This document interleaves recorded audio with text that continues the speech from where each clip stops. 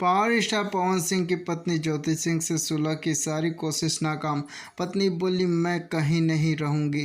Bhojpuri cinema के power star Pawan Singh दर्शकों के बीच अपनी गायकी और अंदाज की वजह से जितने फेमस हैं, विवादों की वजह से भी उनको उतनी ही पहचान मिली हुई है। खेसारी लाल यादव से लेकर अक्षय सिंह सरीखे भोजपुरी कलाकारों के साथ उनका विवाद उनको सुर्खियों में रखता रहा है। वहीं पवन सिंह की पहली पत्नी की आत्महत्या खबर की वजह से भी वो खूब विवादों में आए थे।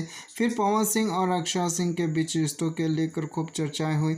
दोनों के कई बार सार्वजनिक मंच से भी अपने रिश्तों को इशारा में स्वीकार किया, लेकिन अचानक पवन सिंह की ज्योति सिंह से शादी की खबर के बाद पवन और अक्षय के बीच जमकर विवाद हुआ। अब पवन सिंह अपनी दूसरी पत्नी ज्योति सिंह से तलाक को लेकर चर्चा में है। दरअसल पवन सिंह की पत्नी ज्योति सिंह ने अदालत में पवन सिंह से तलाक के लिए अर्जी डाली है और वह पवन सिंह पर कई तरह की शारीरिक मानसिक प्रताड़ना का आरोप लगाती रही है। ज्योति सिंह ने तो पवन सिंह पर जबरदस्ती आवर्षण तक कराए जाने के भी इल्ज़ाम लगाए हैं।